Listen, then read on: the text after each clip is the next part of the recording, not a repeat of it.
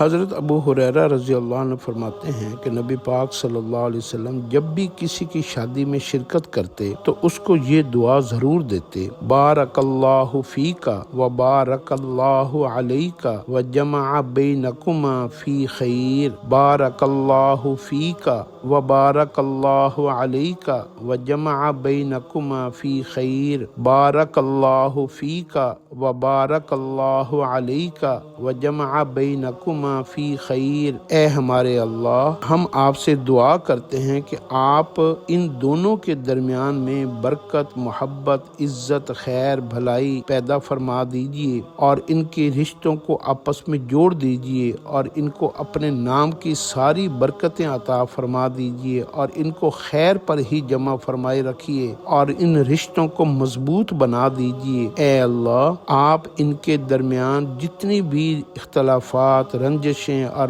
جتنے بھی ناگوار حالات ہیں ان کے اندر ان کو جو ہے نا آپس میں ایک دوسرے کے ساتھ یا اللہ ان کی حفاظت فرمائیے اور ان کو ایک دوسرے کے شر سے بچائیے، ان کو ایک دوسرے کے نقصانات سے بچائیے اور ان کے دلوں کو جوڑ دیجئے۔ یہ جو دعائیں ہوتی ہیں نا، آپ دلہا کو، دلہن کو، رشتہ داروں کو جب آپ دعائیں دیتے ہیں نا، آپ یقین کر لیں آپ ان سارے رشتوں کو اللہ کی پناہ میں دے دیتے ہیں۔